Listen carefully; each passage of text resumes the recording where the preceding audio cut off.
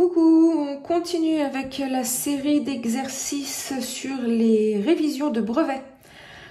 Donc là, je t'ai écrit l'énoncé sur les fonctions avec des calculs. Donc on a soit la fonction définie par f de x égale moins 2 moins 4x. Ok.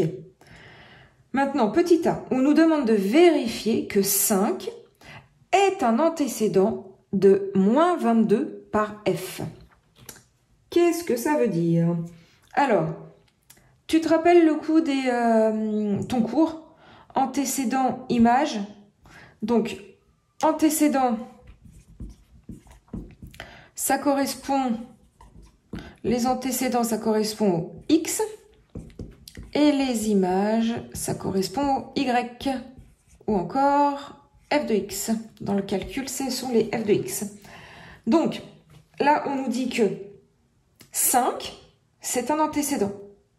Donc, ça veut dire que 5, c'est x, puisque x, ce sont les antécédents. Donc, 5, c'est x. Donc, dans notre énoncé, on va remplacer x par la valeur 5. On va calculer et on va voir si ça fait bien moins 22. Normalement, ça doit obligatoirement faire moins 22. Sinon, c'est que je me suis trompée dans le calcul. Allez, on y va. Donc, f de 5 égale moins 2 moins 4 fois 5. Je remplace tout simplement x par 5. Et 4x, tu es d'accord que c'est 4 fois x. Donc là, ça nous fait 4 fois 5. Donc maintenant, j'ai moins 2 moins 4 fois 5, ça fait 20. Ok, et puis moins 2, moins 20, ça fait moins 22. Ouf, c'est un petit calcul, je ne me suis pas trompée. Voilà, donc là j'ai bien vérifié que 5 est un antécédent de moins 22 par la fonction f, donc qui est définie au-dessus. Voilà pour le petit a. Donc ça c'était le petit a. Maintenant le petit b. Petit b, ça risque d'être un peu plus long. Je vais essayer que ça tienne sur mon tableau. Hop, voilà. Donc, calculer un antécédent de moins 10 par la fonction f. Donc, calculer, ça veut dire qu'il faut présenter des calculs. Un antécédent, donc un antécédent, alors on doit calculer un antécédent de 10. Donc, on doit calculer un antécédent de 10. On a dit que les antécédents, ce sont les x. Mais ici, on doit le calculer.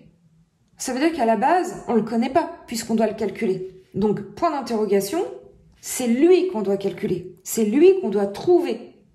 Ça veut donc dire que le moins 10 qu'on nous donne ici, ça correspond au y.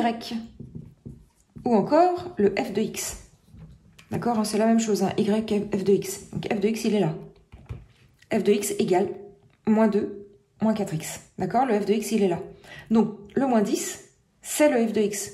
Donc, on va remplacer le moins 10, on va remplacer le f de x par moins 10, et on va calculer le x. On va résoudre notre équation. Donc là, on est dans le chapitre aussi des équations. Il faut connaître le chapitre des équations. Et alors, oui, c'est un peu compliqué au départ de comprendre en français ce qu'on nous demande en mathématiques. C'est pour ça qu'il faut faire beaucoup d'exercices pour voir différentes façons dont sont écrits les énoncés, pour s'habituer et savoir ce qu'on nous demande. Donc là, j'espère que tu as compris. On doit calculer un antécédent. Donc, calculer un antécédent, ça veut dire qu'on ne le connaît pas. Donc, le x, on ne le connaît pas.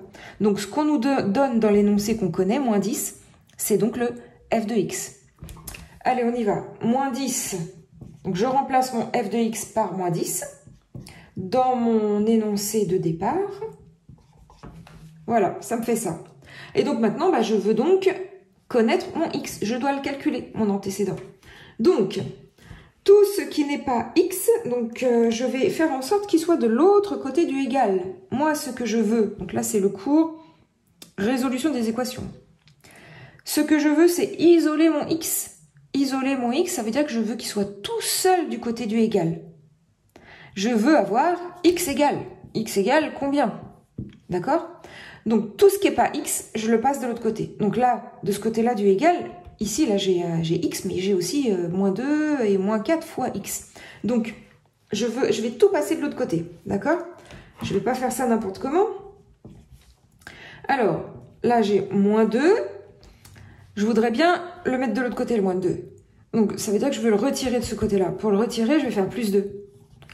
Parce que moins 2 plus 2, ça fera 0. Donc ici, j'en aurai plus. Mais si je fais mon plus 2 de ce côté-là, je dois obligatoirement faire plus 2 de l'autre côté. Plus 2 égale plus 2, t'es d'accord? Donc ici, si je mets un plus 2, j'ai le droit de le faire. Si de l'autre côté, je mets aussi plus 2. Et puis bon, évidemment, ici, j'avais le moins 4x, d'accord? Donc ici, bah là, je le calcule, moins 10 plus 2, ça me fait moins 8. Égale, donc ici, mon but, c'était qu'il n'y en ait plus. Donc je suis contente, il n'y en a plus. Ok. J'ai presque fini. Parce que maintenant, je veux x égale. J'ai presque fini, j'ai moins 4x égale moins 8. Qu'est-ce que je vais faire ici pour pouvoir enlever mon moins 4? Là, mon moins 4, qu'est-ce qu'il fait comme opération avec mon x? Il fait multiplier. Tout à l'heure, ici, c'était une soustraction. Donc, je voulais que rien soustraire. Je voulais qu'il y ait 0. Et c'était une soustraction. Donc, voilà pourquoi j'ai fait moins 2 plus 2 pour que ici, ça s'annule. Ici, pour les enlever, pour enlever mon moins 4, je vais être obligée de faire une division par moins 4. Pourquoi? Alors, il va falloir faire la même chose de l'autre côté. Hein. Mais je t'explique ça d'abord. Pourquoi? Parce que moins 4 divisé par moins 4, ça fera combien? Moins 4 divisé par moins 4, ça fera 1.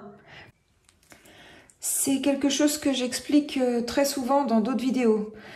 Par exemple, pour comprendre, imagine tu as un paquet de 5 bonbons et tu as 5 enfants. Tu distribues tes 5 bonbons parmi tes 5 enfants. Combien est-ce qu'ils auront de bonbons? Chacun, ils auront un bonbon. 5 divisé par 5, ça fait 1. N'importe quel nombre divisé par lui-même, ça fait 1. 100 divisé par 100, ça fait 1. Moins 3 divisé par moins 3, ça fait 1. Donc voilà pourquoi ici on divise par moins 4, parce qu'en haut c'était déjà multiplié par moins 4, ton x. Donc si tu le divises par moins 4, on aura moins 4 divisé par moins 4, ça fera 1, ça fera donc 1x. C'est exactement ce qu'on veut, on veut x égale. Mais du coup, de l'autre côté, tu n'oublies pas de diviser aussi par moins 4, hein, sinon c'est faux. Hein. Tu n'as pas le droit de changer les choses d'un côté et pas de l'autre. Donc si tu divises par moins 4, tu dois obligatoirement diviser par moins 4. Hein. Moins 4 égale moins 4. Ok. Donc maintenant, on n'a plus qu'à exécuter nos calculs. Donc ici, on a dit ça fait 1x, donc tout simplement x. Et ici, moins 8 divisé par moins 4. Alors, moins par moins, ça fait plus. 8 divisé par 4, ça fait 2. On a résolu notre équation. X égale 2. Et voilà comment on a trouvé. Eh bien, écoute, donc, oui, quand même la phrase de conclusion. Un antécédent de moins 10 par la fonction f est 2. Voilà, j'espère que tu as compris. On continue de regarder des petites vidéos de maths. Salut!